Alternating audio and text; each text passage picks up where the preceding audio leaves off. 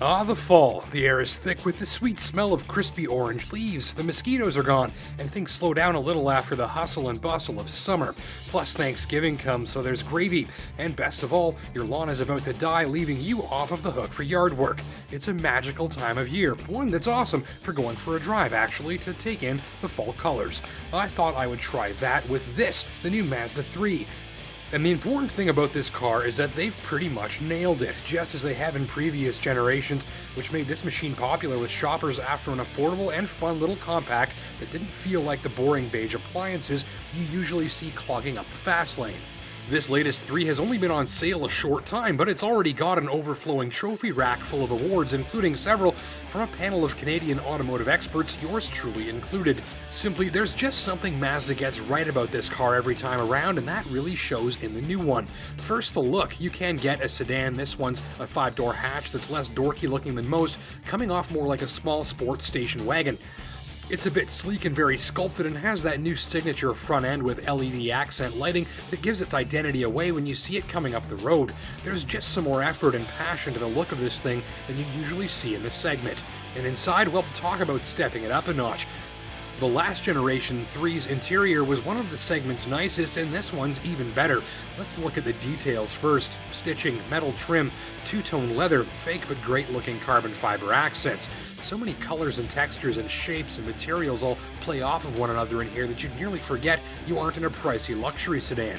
There's squishy, soft plastic all over, adding to the quality feel. The controls are all modern and fresh, where many competitors use switches and levers and interfaces from older models. It's an all-new car, and it really feels that way on board.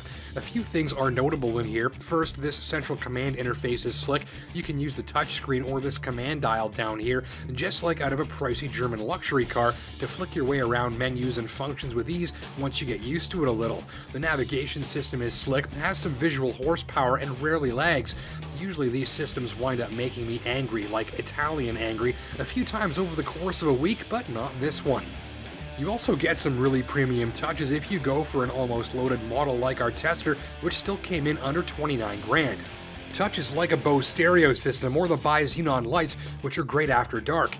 Or this slick flip-up heads-up display screen, which some people think is a bit gimmicky, but I love how it adds a unique high-tech flair to the driving environment. It's all finished with push-button start, which activates the automatic lights, automatic wipers, automatic climate control, and of course the engine. This is the Skyactiv engine. In this model, a 2.5-liter 184 horsepower unit, driving the front wheels with a slick shifting 6-speed stick, which is delightfully available even on this pretty much loaded model, because Mazda still cares about the folks who like shifting their own gears. The 6-speed box has a soft clutch with decent feel, as well as a hill hold function that prevents rolling back on an incline. It all makes it even easier than ever to drive a manual, and as it tends to go with Mazdas, the shifter feel and execution in your hands is tight, smooth, and excellent. The engine is big on torque and responsiveness, happy to be shifted into 6th gear by 60 clicks an hour, very quiet when driven gently, it sounds nice and growly when opened up, and performs smoothly however you drive it. And it performs efficiently too, thanks to all that Skyactiv stuff. So what is meant by Skyactiv? Well, that's fairly simple. It's just Mazda's brand of high fuel efficiency. Other examples exist. Toyota has hybrid synergy drive, Volkswagen has TDI, and Ford has EcoBoost. But unlike all of those that rely on sort of one technology to make them work, the approach with Skyactiv is a little bit more comprehensive. There are enhancements under the hood to make the engines more fuel efficient, like a supercomputer-designed exhaust manifold that virtually sucks the exhaust gases out of the cylinders, and direct injection, and an extremely high compression ratio. There are aerodynamic optimizations. The transmissions have features in them that make them lighter and have less internal friction to help make sure more of your power goes to the road, burning less gas. And the big story here is the frame structure is made of a lot of high tensile steel that is both stronger and lighter than regular steel and helps reduce the vehicle's overall weight. Then there are synergistic benefits to that, like a light vehicle needs to have smaller brakes, making it lighter again. All this stuff kind of builds off of itself. Now the interesting thing is, despite their big approach on weight savings here, is look at the size of this owner's manual. It's absolutely unbelievable. You could put this in your trunk for extra traction in the winter and then just store it in your shed in the summertime. You almost kill somebody with this thing. Noise levels do let it all down a little. You can definitely find a quieter riding car in this price range. Other notes, there's room enough for 4 adults on board, 5 in a pinch, and headroom is adequate but not overly generous if you're tall. The rear cargo hold is handy and should prove adequate for a 4-person road trip's worth of baggage.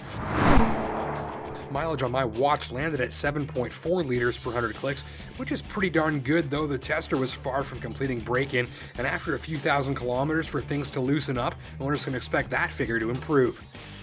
So let's sum up the latest Mazda compact that does big things for luxury, technology, driving pleasure, and an upscale feel.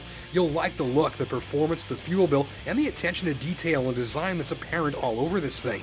The steering, handling, and up-level feature content are big pluses as well. Complaints? I did wish for some more at-hand storage. My front seat passengers wished for an armrest that they could use as well, as the one included is only accessible from the driver's side, and taller passengers might find the roof a bit too low.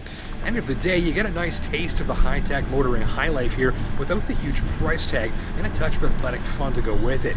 If you typically wear a cardigan to stay warm after supper and spend your Friday nights researching slow cooker recipes on Pinterest, it's probably not the car for you. But if you're after a small car that hits above its weight for styling equipment, driving dynamics, and an overall upscale and refined feel, you should definitely check it out. Consider this one a priority test drive, and be sure to visit close competitors like the Kia Forte, Ford Focus, and Hyundai Elantra GT while you're at it.